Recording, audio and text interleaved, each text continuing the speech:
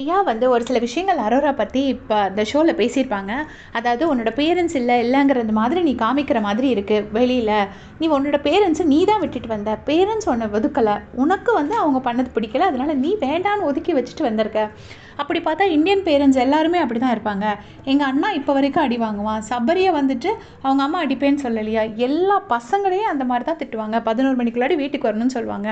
அதில் பொண்ணுங்களை சொல்கிறதெல்லாம் தப்பே இல்லை அப்படின்னு சொல்லி அரோராவை சொல்லியிருப்பாங்க. அப்போ அரோரா சொல்லியிருப்பாங்க, இல்லை பேரண்ட்ஸ்க்கு என்ன, ஐ ஹவ் நோ ரிக்ரெட்ஸ் அப்படின்னு சொல்லி அரோரா சொல்லியிருப்பாங்க. அது இந்த இடத்துல ரியா சொல்லியிருக்க வேண்டாமோன்னு எனக்கு தோணுச்சு. ஏன்னா அரோரா வந்து அவங்க பேரண்ட்ஸை என்ன காரணத்துக்காக விட்டுட்டு வந்தாலும் சரி, அங்கே ரியலாக என்ன உண்மை நடந்துச்சுங்கிறது நமக்கு தெரியாது.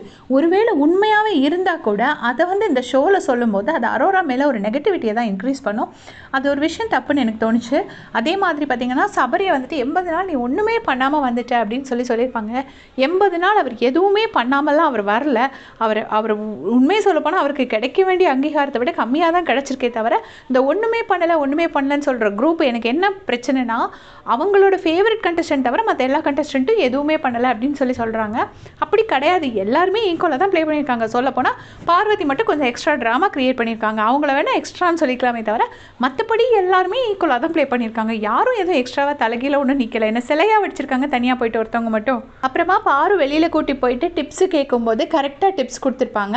இந்த மாதிரி நீ வந்து உன்னோட எமோஷன்ஸ்குள்ளே வரதுனால தான், அதனால தான் உனக்கு டவுன் ஆகுது. உன்னை பிடிச்ச மக்கள் இருக்காங்க, உன்னை நீ லவ் கண்டென்ட் பண்ணுறது மட்டும் பிடிக்காத மக்கள் இருக்காங்க, இல்லை மொத்தத்துலேயே பார்வையே பிடிக்காத மக்கள் இருக்காங்கங்கிற ஒரு பிக்சர் கொடுத்த மாதிரி இருந்துச்சு. கடைசி ஒரு பாயிண்ட் சொல்லியிருப்பாங்க, நீ எப்போ வேணால் யாரை வேணால் எங்கே வேணால் தூக்கி எறிஞ்சிட்டு போயிட்டே இருப்ப உன் கேம் இம்ப்ரூவ் ஆகிறதுக்குன்னு. உங்ககிட்ட கைண்ட்னஸ் ஒன்று இருக்கிற மாதிரி தெரியலன்னு சொல்லியிருப்பாங்க. ஒரு ரோஸ்ட் கொடுத்தாலுமே அந்த இடத்துல பார்வதிக்கு கொஞ்சம் இன்புட்ஸ் கொடுத்துருக்காங்க. ஸோ பேசிக்கலி ரியா வந்தது வந்து பார்வோட கேமை இம்ப்ரூவ் பண்ணும். அரோராவுக்கு வந்து மக்கள் மத்தியில் ஒரு சின்ன நெகட்டிவிட்டி க்ரியேட் பண்ண மாதிரி தான் எனக்கு தோணுச்சு. அவங்க அதை இன்டென்ஷனலாக பண்ணாங்களா அன்இன்டென்ஷனலாக பண்ணாங்களான்னு எனக்கு தெரியாது.